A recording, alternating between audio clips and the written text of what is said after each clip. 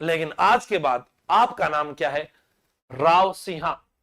सभी अपनी मम्मी को बोलो बैठे बैठे, मम्मी मेरा नाम राव सिंहा है। अभी मम्मी कहेगी अरे राजा बन गया। हाँ मम्मी मेरा नाम क्या है? राव सिंहा।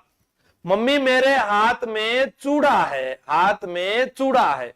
क्या है? चूड़ा। चूड़ा गिर गया रण में, चूड़ा गिर गया रण में, और रण है जोधपुर का। एक बार बोल के देखिए आप सभी का नाम राव सिंहा। अब कोई बोलेगा सो राव सिंहा के बाद में चूड़ा थोड़ी ना आता है। मैंने कब कहा चूड़ा आता है? ये वाले आते हैं, आस्थान, दुहड़, रायपाल, करणपाल, जालन जी, छाड़ा जी, तिड़ा जी, सलका जी, विरमदेव। भाई मैंने कब कहा? मैंने तो नहीं कहा कि सिंहा के बाद चूड़ा आता है, लेकिन मुख्य राजा को पढ़ना है साहब, उन राजाओं को नहीं पढ़ना। सर आस्थान के लिए आप कैसे कह सकते हैं नहीं पढ़ना? जलालुद्दीन खिलजी से लड़ता हुआ मारा तो गया था। अरे भैया जब सारा आपको आप ही को पढ़ना है तो फिर फर्स्ट ग्रेड वाले, आरएस वाले क्या पढ़ेंगे? सबके लिए फुल डिटेल नहीं पढ़ना, कुछ कुछ चीजें पढ़नी है, ठीक है? हाँ बात मत करो इधर, ध्यान दो। आपका नाम क्या है? राव सिंहा। हाथ में क्या है? चूड़ा। चूड़ा गिर गया रण में, रण से याद आया रणमल, और रणमल रण में गिर गया। रण है जोधपुर का, और जोधपुर किसने बसाया? राव जोधा ने। ऐसे याद करोगे, ठीक है? दोबारा बोलता हूं, आप सभी का नाम राव सिंहा, हाथ में चूड़ा, चूड़ा गिर गया रण में, रण है जोधपुर का, जोधपुर बसाया था राव जोधा ने। कब बसाया था? 12 मई 1459, और शनिवार का वो दिन था, ठीक है? क्लियर? 4 राजा ये याद हो गए, 15 और 4 19 हो चुके हैं अभी तक।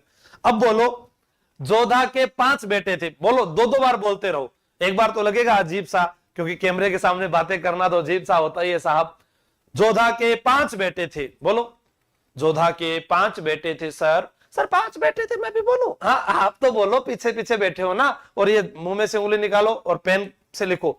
जोधा के 5 बेटे थे, 2 को इतिहास ने सुझा दिया, 2 को इतिहास ने सुझा दिया। अब कितने बचे?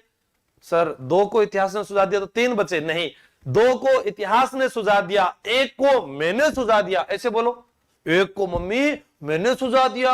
हाँ डैडी, 2 को इतिहास ने पढ़ने नहीं दिया और 1 को मैंने सुझा दिया, इसको मैं नहीं पढ़ूंगा। अब बच गए 2। इधर बीका है, इधर सातल है, इधर बीका है, इधर सातल है।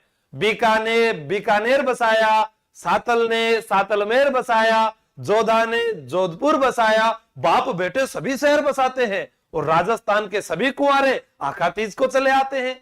आखातीज को तो फिर बीकानेर की स्थापना हो जाती है 12 अप्रैल 1488।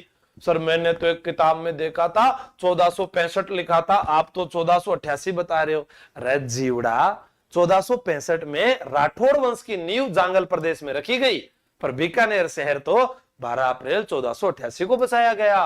हाँ तो आप सभी का नाम, मेरा नाम राव सिंहा है, मेरे हाथ में चूड़ा है, चूड़ा गया रण में, रण है जोधपुर का। जोधा के 5 बेटे थे, 2 को इतिहास ने सुझाया, 1 को मैंने सुझाया, बचे 2। इधर बीका, इधर सातल।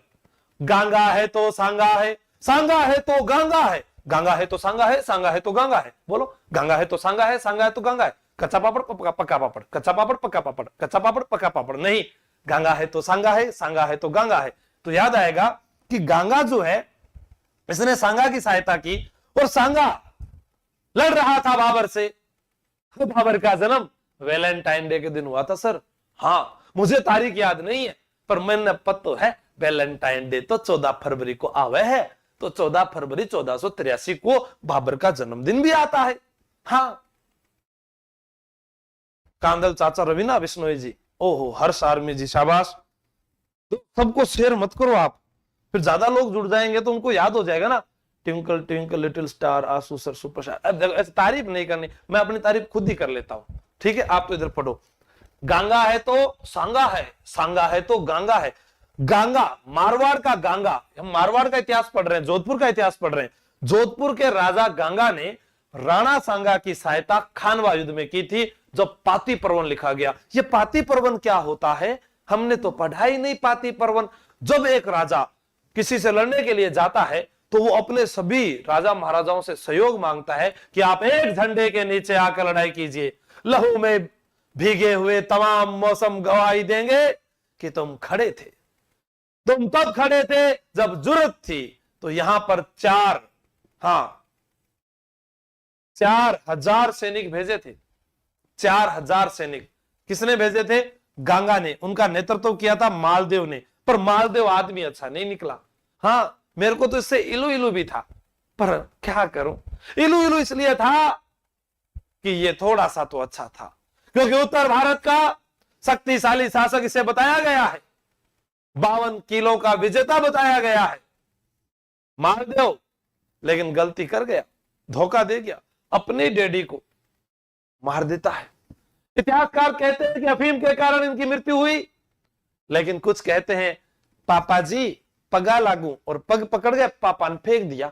हाँ, अब हमें ये इतिहास तो बाद में पढ़ना है, पहले तो राजाओं के नाम याद करो। चलो अब याद करवाता हूं। बोलो, गंगा में माल बहता है। बोलो, गंगा में माल बहता है। सुना, गंगा में क्या बहता है? माल। सर वो चमकता है चंद्रमा की तरह। चंद्रमा से याद आएगा चंद्रसेन। गंगा में माल बहता है, चंद्रमा की तरह चमकता है। चंद्रमा तो मोटा है, चंद्रमा तो सर पृथ्वी से बड़ा है, चंद्रमा तो पृथ्वी से भी मोटा है। मोटा तो सुर भी है। बोलो, मोटा तो सुर भी है, मोटा तो गज भी है। 2 बार बोलो, मोटा तो सुर भी है, मोटा तो गज भी है। सुर देवता को कहते हैं, गज हाथी को कहते हैं, तो मोटा यानी बड़े है ना वो।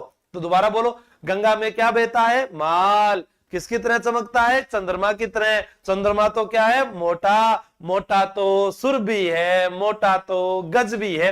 फिर देखो, जैसे जसवंत सिंह, जैसे जसवंत सिंह। बोलो, जैसे जसवंत सिंह। जसवंत सिंह का पुत्र था अजीत सिंह। यहां तक बोल दो। बोल दिया। जसवंत सिंह का बेटा कौन? अजीत सिंह।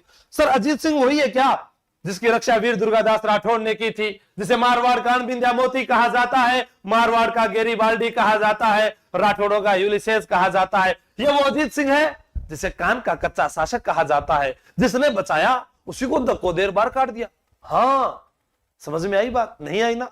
बात बड़े लेवल की है साहब, टाइम लगेगा, एक दिन में थोड़ी ना समझ में आएगा। बोलो, जीत उसी की होती है जिसको भय नहीं होता। यह तो सच बात है, जीत उसी की होती है जिसको भय नहीं होता। और जिसको भय नहीं था उसी ने कहा था काट दो। सर किसको काट दो? अरे एक पेड़ लगाकर मां के नाम हजारों को काट दो। सर ये अभय सिंह ने थोड़ी कहा था। कहां बीच में आप मोदी जी को ले आए? ओ सॉरी शक्तिमान, मोदी जी के भक्त भी तो पढ़ रहे हैं, मेरे तो विद्यार्थी हैं प्यारे, लेकिन आंखें खोलना तो मेरा काम है ना, क्योंकि शिक्षक कभी भी साधारण नहीं होता, परले और निर्माण दोनों उसके हाथ में होते हैं बाबू मोसाए। तो बात करते हैं, जीत उसी की होती है जिसको भय नहीं होता, और जिसको भय नहीं होता वो किसको प्राप्त करते हैं? विजय को प्राप्त करते हैं। बोलो, जीत उसी की होती है जिसको भय नहीं होता, जिसको भय नहीं होता वो विजय को प्राप्त करते हैं, और विजय हमेशा भीम की हुई। भीम शक्तिशाली था, इसीलिए विजय हमेशा भीम की हुई। मेरे जैसी बॉडी थी उसकी। हाँ ठीक है ना, भीम की विजय होती है, और उसी का आज तक मान है। उसके तख्तो ताज को कोई नहीं हिला सका। चाहे तुम सरदार को बुलाओ, चाहे तुम हनुमान को बुलाओ, चाहे तुम सरदार को बुलाओ, चाहे तुम हनुमान को बुलाओ। दोबारा बोलता हूं, इधर से पूरा बोलते हैं। गंगा में क्या बहता है?